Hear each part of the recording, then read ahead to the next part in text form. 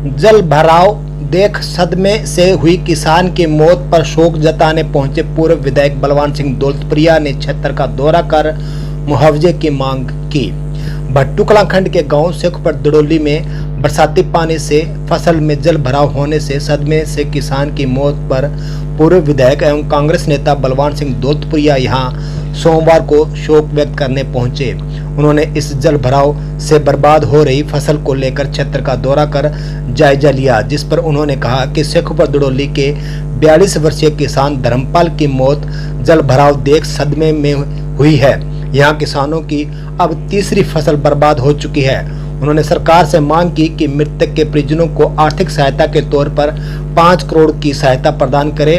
वहीं किसानों की खंड भट्टू कलां के बर्बाद फसल के प्रति एकड़ 50,000 मुआवजा दिया जाए। उन्होंने कहा कि बरसाती पानी निकासी के लिए गांव शेखपुर दड़ोली में 2 करोड़ की लागत से मोटर पंप स्थापित कर जो पाइपलाइन बिछाई गई, जिसका हाल ही में उद्घाटन हुआ, वह घटिया क्वालिटी के चलते फट गई, जिसमें बड़ा घोटाला हुआ है। इसकी जांच होनी चाहिए। उन्होंने कहा कि बरसाती पानी निकासी पर जल्द से जल्द सरकार उचित कदम उठाए ताकि गांव के हालात ठीक हों।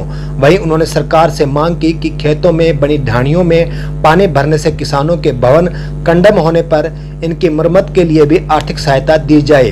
इस अवसर पर अनेक लोग मौजूद थे। क्या कहा पूर्व विधायक ने, सुने उन्हीं की जुबानी।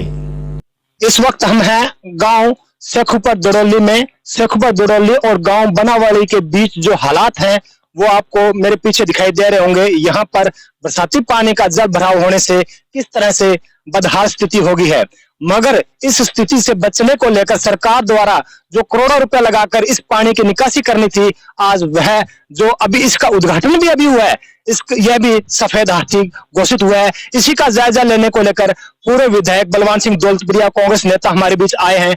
आज उनसे बातचीत करते हैं तो वे इस बारे में क्या कहना चाहेंगे। विधायक साहब, आप आज यहाँ आए हैं, मौका आपने देखा है, क्या कहना चाहेंगे? बीजेपी सरकार जो विकास का ढिंढोरा पीट रही है, एक पहली बरसात ने ही उनके विकास को तार तार करके रख दिया।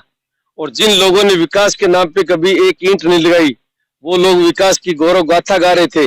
और आज गौरव गाथा का ये जीता जागता प्रमाण है। 2-2.5 करोड़ रुपए सरकार के लग चुके हैं, लेकिन आम जनता को 1% लाभ नहीं मिला। अब 3 दिन से बनावाली, शेखपुर और आसपास के गांव के लोग प्रतिवाद उपायुक्त से मिल लिए, एससी इरिगेशन से मिल लिए, एक्शन से मिल लिए, लेकिन किसी पर कानों पे आज तक जून तक नहीं रेंगी है।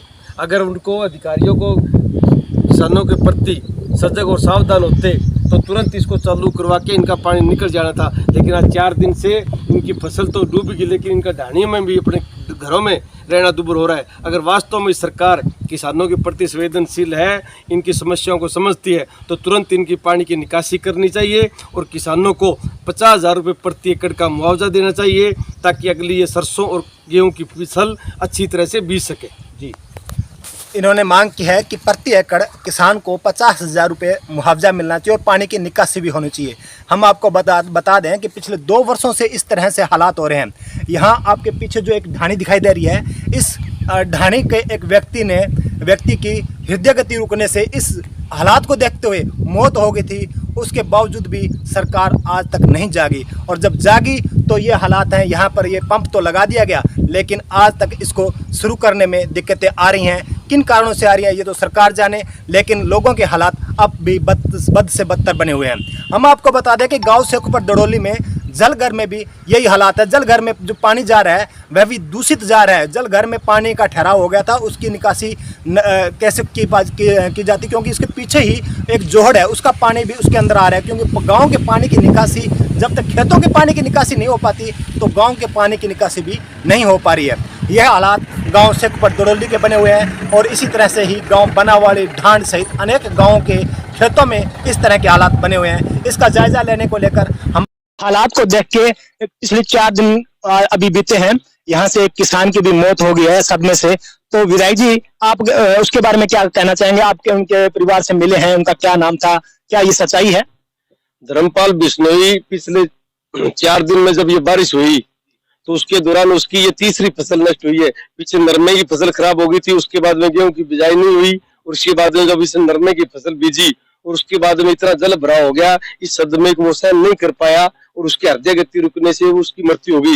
मैं भी शोक व्यक्त भी करने आया था और मैं सरकार से मांग करता हूँ कि उस किसान को 5 करोड़ रुपए का मुआवजा दिया जाए और उसके बच्चों की देखभाल के लिए उचित व्यवस्था की जाए। और यहाँ पे जितनी भी ढाणियां है 100-150, उन ढाणियों वालों को भी ढाणी के रख रखाव के लिए, मरम्मत के लिए सरकार को उचित मुआवजा देना चाहिए, क्योंकि ये लोग आज रहने के लिए आसमान की छत के नीचे रह रहे हैं। ये लोग ये अपनी ढाणियों में रह नहीं सकते, क्योंकि पानी से इनकी ढाणी पूरी तरह डैमेज हो चुकी है, वो कभी भी गिर सकती है।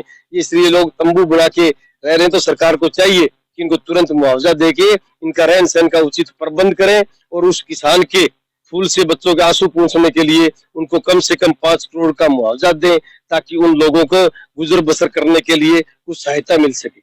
ये थे पूर्व विधायक बलवान सिंह दौलतप्रिया हमारे साथ। इन्होंने किसान की जो यहाँ मौत हुई है, इस हालात को देखते हुए उनके लिए 5 करोड़ रुपए की मांग की है, ताकि उन परिवार के सदस्यों को मिल सके। और यहाँ आस पड़ोस में जितने भी ढाणियां हैं, जहाँ पर इन ढाणियों को खतरा बना हुआ है, और इन ढाणियों में कई ढाणियां ऐसे हैं जिन्होंने दरा दे चुके हैं, उनके लिए मरम्मत के लिए भी इन्होंने पैसे मुआवजे की मांग की है। तो थे विधायक, पूर्व विधायक बलवान सिंह दौलतप्रिया, जिन्होंने ये पूरी बातचीत हमारे साथ की। धन्यवाद विधायक जी। भट्टू कलां जन स्वास्थ्य प्रांगण में सर्व कर्मचारी संघ की खंड कार्यकारिणी का हुआ चुनाव संपन्न। जन स्वास्थ्य प्रांगण में भट्टू कलां में यहां सोमवार को सर्व कर्मचारी संघ की खंड कार्यकारिणी का सम्मेलन आयोजित किया गया, जिसमें चुनाव संपन्न हुआ। सचिव की रिपोर्ट भगत सिंह बेनीवाल ने पेश की, कोष की रिपोर्ट साथी हरपाल हुड्डा ने पेश की। पर्यवेक्षक के रूप में जिला कोषाध्यक्ष पृथ्वी सिंह बाना, रिटायर्ड कर्मचारी संघ के जिला सचिव बेगराज उपस्थित हुए। निवर्तमान प्रधान मनोहर लाल शर्मा ने अपनी कार्यकारिणी को भंग किया। इसके बाद पार्वती देवी की अध्यक्षता में आपसी विचार विमर्श करके नई कार्यकारिणी का गठन किया गया, जिसमें प्रधान हरपाल हुड्डा, वरिष्ठ उप प्रधान वीरबाला, उप प्रधान विनोद गोदारा, सचिव वीरेंद्र बेनीवाल, कोषाध्यक्ष मेनपाल खलेरी, सह सचिव भाल सिंह, ऑडिटर रणधीर भादू, रिटायर्ड कर्मचारी संघ के सलाहकार मनोहरलाल शर्मा, सदस्य कृष्ण जाखड़, सुभाष सैनी, सुभाष गोदारा, हनुमान सिंह चुने गए। इस मौके पर देशराज माजरा, देवीलाल, राम सिंह, ऋषि राज, रामनिवास, मांगेराम, सुनील कुमार, नरेश कुमार, शंकर, रणजीत, राधेश्याम, महेंद्र सिंह, सतपाल सिंह, संजय कुमार, लादूराम, अशोक कुमार, शिषपाल सिंह, जगदीश कुमार, राजेंद्र कुमार, सुभाष चंद्र सहित अनेक अध्यापक व सर्व कर्मचारी संघ के सदस्य उपस्थित रहे।